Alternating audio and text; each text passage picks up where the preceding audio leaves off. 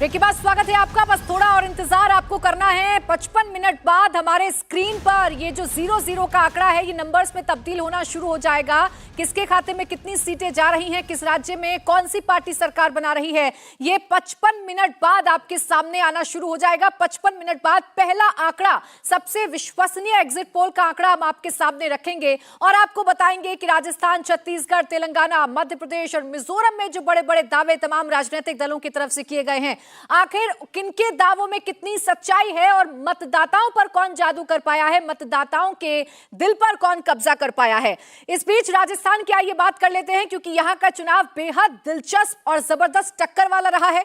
कांग्रेस यहां पर लगातार अपनी सरकार रिपीट करने की बात कर रही है। अशोक गहलोत बार बार कह रहे हैं कि एक बार फिर से वो सरकार में आएंगे। यहां बीजेपी भी पीछे नहीं है, क्योंकि बीजेपी ये दावा कर रही है कि इस बार कांग्रेस सरकार वापसी नहीं करेगी। खुद प्रधानमंत्री मोदी ने कह दिया है कि गहलोत इस बार नहीं आएंगे। हालांकि इस बीच आपको यह भी बता दें कि राजस्थान में इस बार कुल वोटिंग 75.45% हुई है, जबकि पिछले विधानसभा चुनाव में करीब 74% की वोटिंग हुई थी।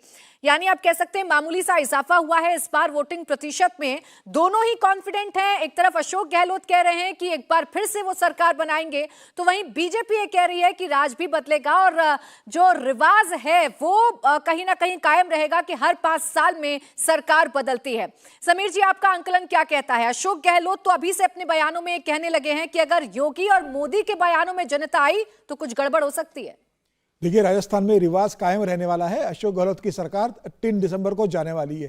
प्रधानमंत्री मोदी ने जिस हिसाब से राजस्थान के अंदर धुआंधार चुनाव प्रचार अभियान किया, अमित शाह ने संगठन देगा और भारतीय जनता पार्टी के संगठन ने जिस तरह जमीनी स्तर पर काम किया है, और 5 साल अशोक गहलोत की सरकार जिस तरीके से सचिन पायलट और अशोक गहलोत की लड़ाई होती रही, लॉ एंड ऑर्डर की सिचुएशन खराब रही। हालांकि ये बात कहा जा सकता है कि अशोक गहलोत ने जो 6 योजनाएं जो घोषित की थी या जो 6 गारंटियां दी थी, उसका जमीनी स्तर पर बहुत असर रहा है। उसमें युवाओं के लिए भी थी, महिलाओं के लिए भी योजनाएं थी, किसानों के लिए भी उन्होंने बहुत योजनाएं लेके आए, SC ST के लिए वो योजना लेके आए। उन्होंने पुरानी ओल्ड पेंशन स्कीम OPS की बात की, जिससे सरकारी कर्मचारी उनके साथ जुड़े रहे। मुझे लग रहा है अशोक गहलोत ने हर संभव कोशिश की कि उनकी सरकार बचे और रिवाज बदले और सरकार बनाने में कामयाब रहे। लेकिन मुझे ऐसा लग रहा है कि अशोक गहलोत का जाना तय है। भारतीय जनता पार्टी की सरकार राजस्थान में बनने जा रही है।